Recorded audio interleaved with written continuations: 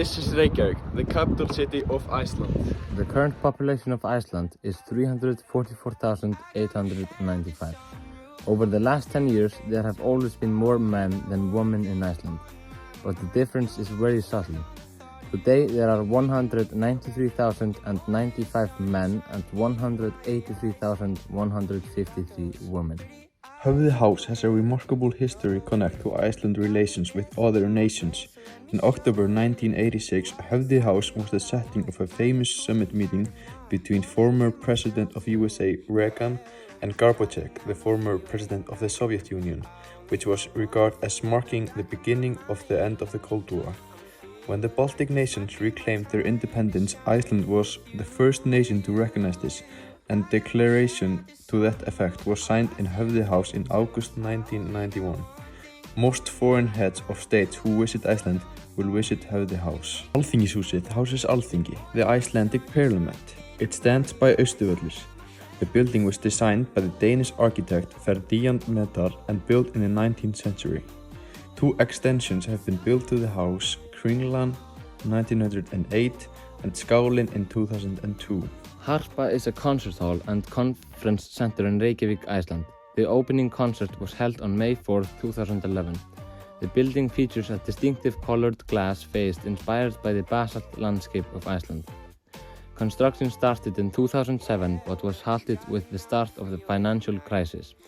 The competition of structure was uncertain until the government decided in 2008 to fully fund the rest of the construction's cost for the half-built concert hall. For several years, it was the only construction project in existence in Iceland. The building was given its name on the Day of the Icelandic Music on 11 December 2009, prior to which it was called the Reykjavík Concert Hall and Conference Center. The building is the first all-purpose concert hall in Reykjavík, and it was developed in the consultation with artist advisor Valdimar Akanstri and international consultant Jasper Parrott of Harrison Parrott. It houses the Icelandic Symphony Orchestra and the offices of the Icelandic Opera. We recommend you check it out when it's dark because there's always this kind of light show going on. A fun fact about Iceland is that we have a penis museum located in Reykjavík. It houses the world's largest display of penises and penile parts.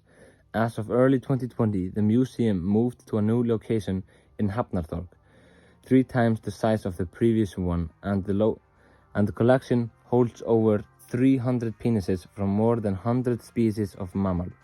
Also, the museum holds 22 penises from the creatures and peoples of Icelandic folklore. We recommend you check that out if that's something you're interested in. Another fun fact about Iceland is that the police here in Iceland, they don't have guns. According to the internet, Iceland is the most peaceful country in the world, so that might be why our police doesn't need to carry a gun. Since the Icelandic police were founded in 778, they've only killed 1 person, which was heavily armed. Our police is very useful in keeping our country one of the safest countries in the world. Bow. Grr. This is Nauthólsvík. We will recommend you to check it out. Nauthólsvík is the only white beach here in Reykjavík. It is very small, but there is no need for a big one, because we only get like a week or 2 of good weather here in Reykjavík. So we try to enjoy them as much as possible. For example, go to Nauthólsvík. This is Perlan. In 1939, a single hot water tank was constructed on Öskjuhlíð Hill in Reykjavík, where Perlan stands today.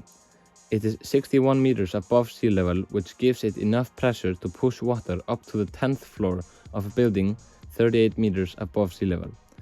That sufficed to supply water anywhere in Reykjavík, even the hill where Hallgrímskirkja Church stands today. In the next 2 decades, 5 more tanks rose beside the first one.